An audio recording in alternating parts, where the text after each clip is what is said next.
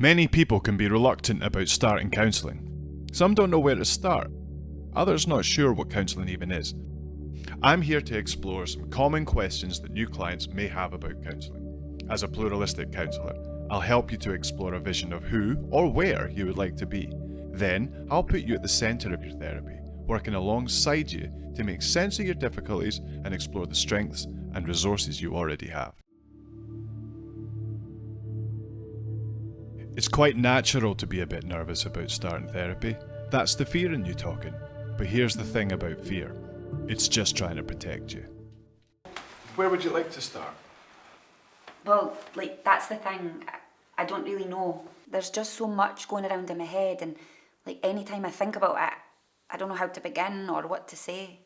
You know, that's quite natural. It sounds to me like you're afraid of talking about how you feel. Maybe we could start there. Oh, no, that's not it. I'm not afraid about talking about how I feel. That's not it at all. Okay, thanks for sharing that. I wonder how it feels not to be able to pick out what's wrong. There's just too many thoughts. Like sometimes I think that I have it, and then my mind just moves on to something else. The truth is, you can start anywhere. Talk about your day, talk about your family or work or life commitments. Your counsellor will help you to reflect on how things are for you, and the parts of your life that aren't working for you will come forward. Anything that is concerning you can be a good place to start, because counselling is about getting to know about your life from a number of different angles until certain patterns emerge that can be worked on and then resolved. Yeah, I've never really spoken to anyone about how I feel. Usually just keep it to myself. You know, that sounds really exhausting, and I've noticed your shoulders slump there, almost like you're resigned to it. I wonder how it would feel for you to talk about how you feel right now, here in this room.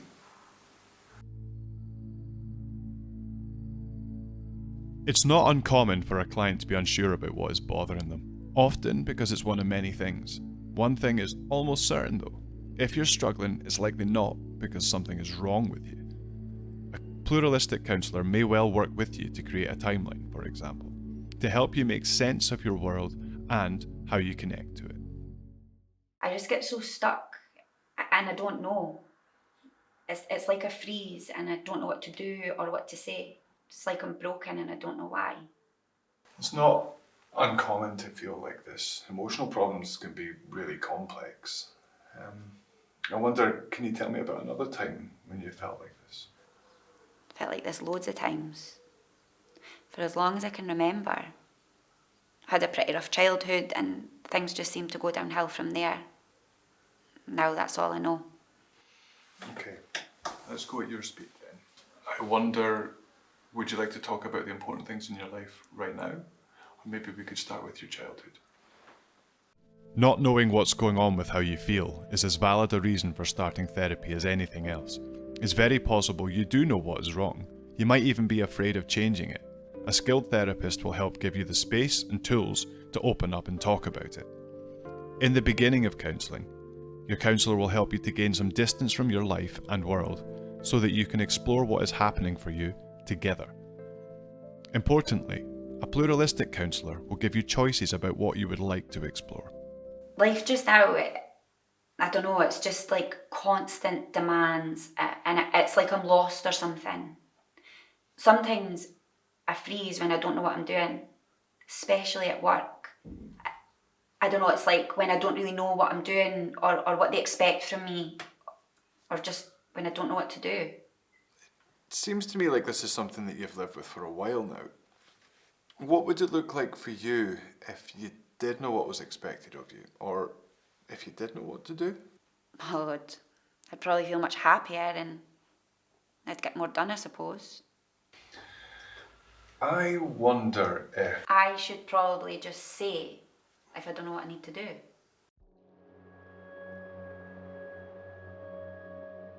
Most successful counselling comes from attending counselling regularly, and you're much more likely to attend if you get on well with your counsellor. You are likely to be talking about difficult aspects of your life, so it is important that you feel confident your counsellor respects you as an individual and a human being, and respects and understands your experiences. seems to me you've arrived in a much more positive frame of mind today. I know last week was quite difficult. Yeah, I started to really enjoy coming here every week. It's like it's become a bit of a habit. And now, like, through the week, I'm thinking about how I feel so I can come and talk to you about it. A lot of counsellors will offer to meet you for an introduction so that you can get an idea of what they're like, their values and such. Most, especially if they're pluralistic counsellors like me, will tailor your therapy to you and your needs, so it's worth picking the right person rather than necessarily the right expertise. A pluralistic counsellor will put you at the centre of your therapy, and ultimately, it's up to you to attend if you choose. You may benefit from taking the time after your sessions to think about how you feel about yourself. If you feel more affirmed, heard, and aware, then it's likely this counsellor is for you. Humans are social creatures, so we're naturally vulnerable to worrying about how other people see us. Any worry you have about being judged is understandable, and your counsellor is likely to be sensitive to this. BACP or COSCA accredited counsellors are trained to practice non-judgment at all times. I'm just like always a bit unsure about sharing how I feel in case, I don't know, like I come across like I can't cope or that I'm not strong enough. This is something you've mentioned before. It sounds to me like you're struggling to allow yourself to be vulnerable.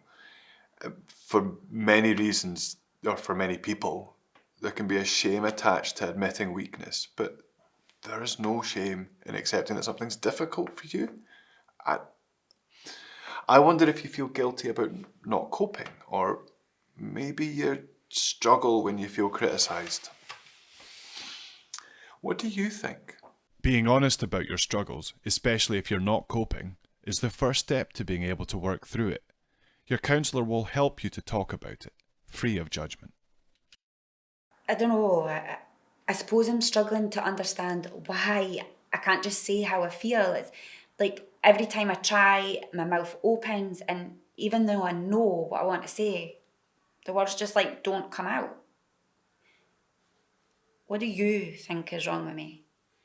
I don't think anything is wrong with you. I wonder if you're asking me what I think because maybe you lack the confidence in your own opinion. Yeah, I guess like I've never really had a lot of confidence in myself. Is it wrong to feel like that? You know, it's not necessarily about how you feel being right or wrong. It's about accepting the feeling and having it out in the open.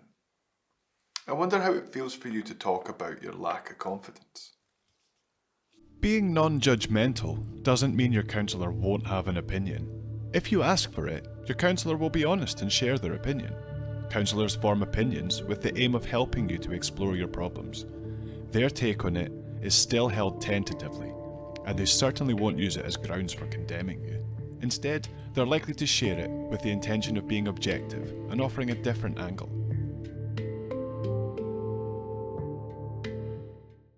I don't know, like, I feel like I'm just going around in circles here. When does this end? In 2024, the BACP recorded that around 3/4 of people who had therapy said it was really helpful. 4 in 5 would recommend counselling to a friend. And even for those it didn't help immediately, almost everyone who completes a course of counselling leave with a better understanding of themselves. You know, I imagine that's because you've got a better idea of what's bothering you. It can be really hard to think about it because it sounds like it hurts. But at least now you have an awareness. Now we can explore the different parts of what's going on with you and build a therapy for you to help you grow through it, around it, or with it. Does that make sense?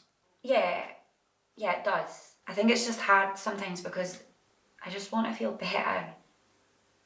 But thanks for listening though. It does help. Getting better is rarely simple or easily defined. There's no sliding scale or click of the fingers. It's rarely as easy as that, and it takes work from you and your counsellor. You will almost certainly feel different though, and it's from this change in feeling and the awareness of it that your therapy will grow.